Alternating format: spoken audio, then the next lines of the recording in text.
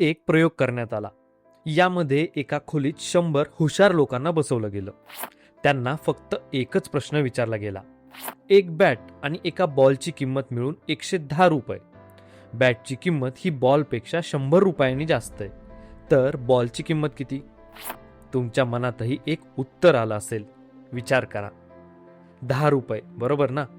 पण हे उत्तर चुकीचं आहे. आणि सर्वात धक्कादायक गोष्ट काय माहितीये? हा प्रश्न फक्त सामान्य लोकांनाच नाही, तर जगातील सर्वात हुशार विद्यापीठातील विद्यार्थ्यांनाही विचारण्यात आला. त्यांच्यापैकी बहुतेकांनी 10 हेच उत्तर दिलं, पण खरं उत्तर आहे 5 रुपये. मग प्रश्न असा आहे, इतके हुशार लोकही एवढी साधी चूक कशी करू शकतात? याच प्रश्नाचं उत्तर शोधताना नोबेल पारितोषिक विजेते मानसशास्त्रज्ञ डॅनियल कॅनेमन यांनी एक धक्कादायक अशी गोष्ट सांगितली. आपल्या मेंदूमध्ये विचार करण्याच्या 2 वेगळ्या पद्धती असतात. पहिली म्हणजे जी खूप वेगाने निर्णय घेते, आणि दुसरी म्हणजे जी शांतपणे विचार करते. पण दुर्दैव काय माहितीये? आपल्या आयुष्यातील बहुतेक चुकीचे निर्णय दुसऱ्या मेंदूमुळे नाही, तर पहिल्या घाई करणाऱ्या मेंदूमुळे होतात. आणि म्हणूनच आपण चुकीच्या व्यक्तीवर विश्वास ठेवतो, रागाच्या भरात नाती तोडतो, घाईघाईत गुंतवणूक करतो आणि नंतर स्वतःलाच विचारतो, माझ्याकडून ही चूक झालीच कशी? आजच्या या व्हिडिओमध्ये आपण समजून घेणार आहोत, आपलं मन आपल्यालाच कसं फसवतं. आपल्याला नेहमी असं वाटतं, मी विचार करून निर्णय घेतो, पण खरंच तसं असतं का? एक साधा प्रश्न विचारतो.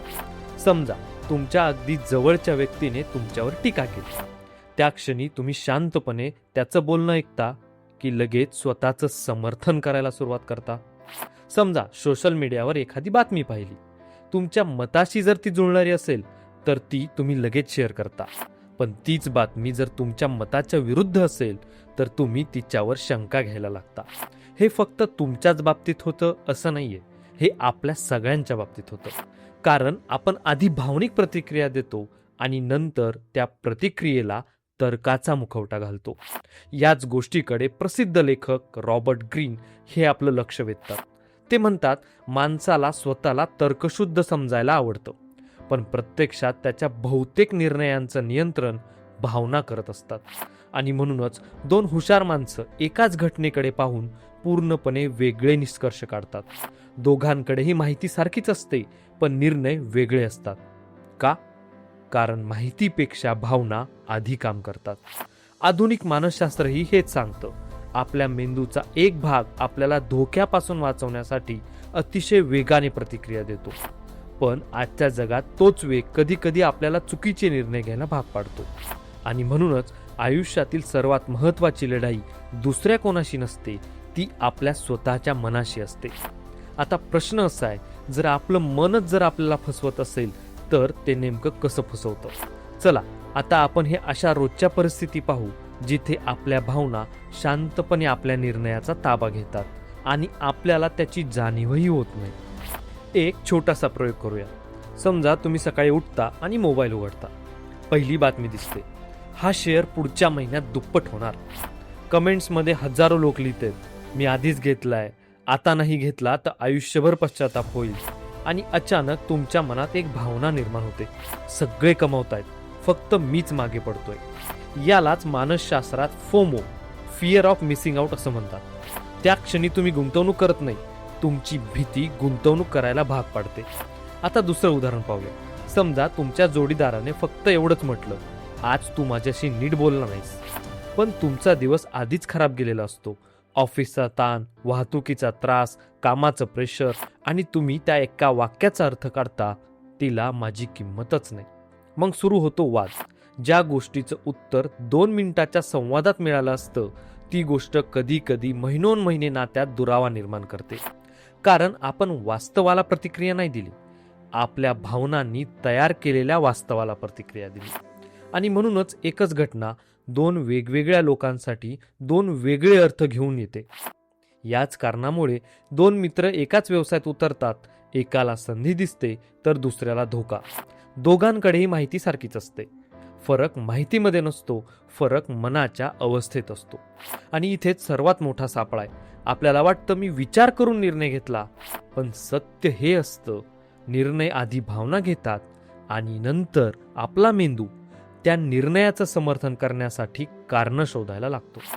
आता प्रश्न असा आहे, जर आपलं मन इतक्या सहज फसत असेल तर ते नेमकं कोणत्या मानसिक सापळ्यांमध्ये आपल्याला अडकवतं?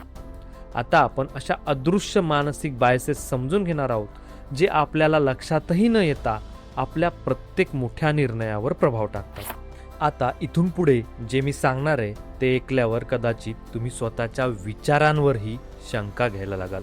कारण आपलं मन आपल्याला उघडपणे फसवत नाही, ते अगदी शांतपणे नकळत फसवतं. मानसशास्त्रात याला बायसेस असं म्हणतात, म्हणजे आपल्या विचारांमधील अशा चुका ज्या आपल्याला दिसतच नाही. एक उदाहरण देतो. समजा तुम्ही एखाद्या राजकीय पक्षाचे समर्थक आहात. आता त्या पक्षाबद्दल एखादी चांगली बातमी आली की तुम्ही लगेच म्हणाल, पाहिलं, मी आधीपासूनच म्हणत होतो. पण त्याच पक्षाबद्दल एखादी वाईट बातमी आली तर अचानक तुम्ही असं म्हणू शकता, ही मीडियाच खोटी आहे. हे फक्त राजकारणातच होतं असं नाहीये, हे नात्यांमध्येही होतं. जर आपल्याला एखादी व्यक्ती आवडत असेल तर तिच्या चुका आपल्याला दिसतच नाही, आणि जर एखादी व्यक्ती आवडत असेल तर तिचं चांगलं काम सुद्धा आपल्याला खोटं वाटतं. यालाच मानसशास्त्रात कन्फर्मेशन बायसेस असं म्हणतात. म्हणजे आपण सत्य शोधत नाही, आपण आपल्या आधीच्या मताला सिद्ध करणारे पुरावे शोधतो. म्हणूनच दोन माणसं एकच घटना पाहतात, पण त्यांचं सत्य पूर्णपणे वेगळं असतं. आणि याच गोष्टीमुळे सोशल मीडिया आज इतका प्रभावी झाला आहे. अल्गोरिदम तुम्हाला नवीन विचार दाखवत नाही, तो तुम्हाला तेच दाखवतो जे तुम्हाला आधीपासूनच आवडत असतं. आणि हळूहळू तुम्हाला असं वाटायला लागतं, जगातील सगळे लोक माझ्यासारखाच विचार करतात. पण वास्तव तसं नसतं. म्हणूनच सर्वात धोकादायक खोटं म्हणजे दुसऱ्यांनी सांगितलेलं खोटं नाही, तर स्वतःच्या मनाने स्वतःलाच सांगितलेलं खोटं.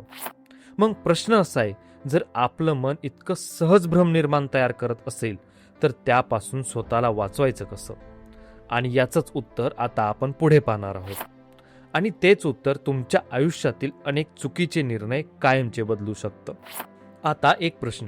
दोन माणसं, दोघेही सारखेच हुशार, दोघांकडेही सारखंच शिक्षण, दोघांकडेही सारख्याच संधी, पण एक माणूस आयुष्यात खूप पुढे जातो आणि दुसरा तिथेच अडकून राहतो. फरक नेमका कुठे असतो? फरक बुद्धिमत्तेमध्ये नसतो, तर फरक भावनांवर नियंत्रण ठेवण्याच्या क्षमतेत असतो. इतिहासात त्याचं एक सुंदर उदाहरण आहे.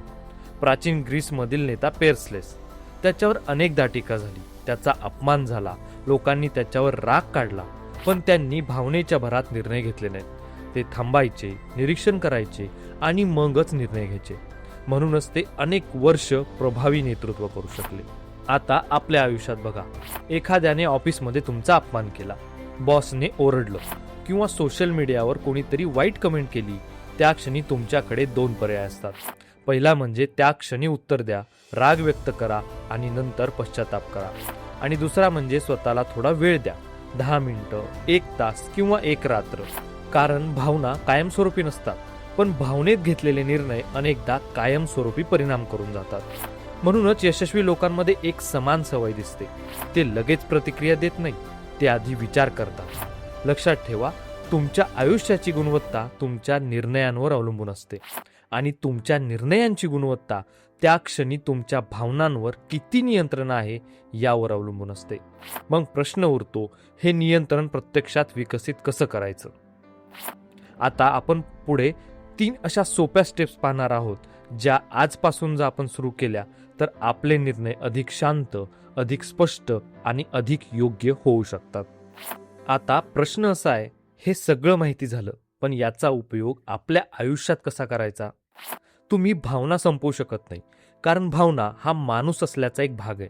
पण तुम्ही भावनांनी तुमच्यावर राज्य करू द्यायचं की नाही हे मात्र आपल्या हातात असू शकतं. आजपासून फक्त 3 सवयी लावा. पहिली सवय, मोठे निर्णय कधीही भावनेच्या भारात घेऊ नका. राग आला आहे, थांबा. खूप आनंद झालाय, थांबा. खूप भीती वाटते, थांबा. स्वतःला थोडा वेळ द्या, कारण भावना काही तासात बदलतात, पण त्यातून घेतलेले निर्णय अनेक वर्ष आपल्यासोबत राहतात. दुसरी सवय म्हणजे स्वतःच्या मताच्या विरुद्ध पुरावे शोधा. हो, आपल्याला जे खरं वाटतं ते खरंच आहे का, की आपलं मन फक्त आपल्या आवडणाऱ्या गोष्टीच दाखवत आहे? हा एक प्रश्न आहे. हा प्रश्न हजारो लोकांपेक्षा तुम्हाला वेगळा विचार करायला शिकवू शकतं.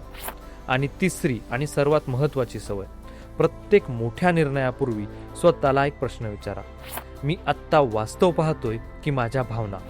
हा प्रश्न साधा आहे, पण जर तुम्ही तो प्रामाणिकपणे विचारायला सुरुवात केली तर तुमचे निर्णय बदलतील, तुमची नाती बदलतील, तुमचं करिअर बदलू शकतं आणि कदाचित तुमचं संपूर्ण आयुष्यही बदलू शकतं. कारण शेवटी आपल्या आयुष्याची दिशा आपल्या निर्णयांनी ठरते आणि आपल्या निर्णयांची दिशा आपल्या भावनांनी ठरते. म्हणूनच जग जिंकण्यापूर्वी स्वतःच्या मनाला समजून घ्या. कारण जो माणूस स्वतःच्या भावनांवर नियंत्रण ठेवतो त्याला हरवणं जगासाठीही कठीण असतं. आता पुढे आपण पाहणार आहोत अशा मानसिक सापळ्यांबद्दल ज्यात जवळजवळ प्रत्येकच माणूस अडकलेला असतो. आपण सत्य शोधत नाही, आपण आपल्या मताला सिद्ध करणारे पुरावेच का शोधतो? हा मानसशास्त्राचा नियम समजलात तर तुम्ही लोकांना नाही, स्वतःच्याच मनाला ओळखायला लागाल. आपण आयुष्यात अनेकदा असं म्हणतो, माझं नशीब खराब होतं, लोकांनी मला फसवलं, परिस्थिती माझ्या विरोधात होती. पण कदाचित आपल्या आयुष्यातील प्रत्येक मोठ्या चुकीच्या निर्णयामागे दुसरं कोणी नव्हतं, आपल्या स्वतःच्या भावना होत्या.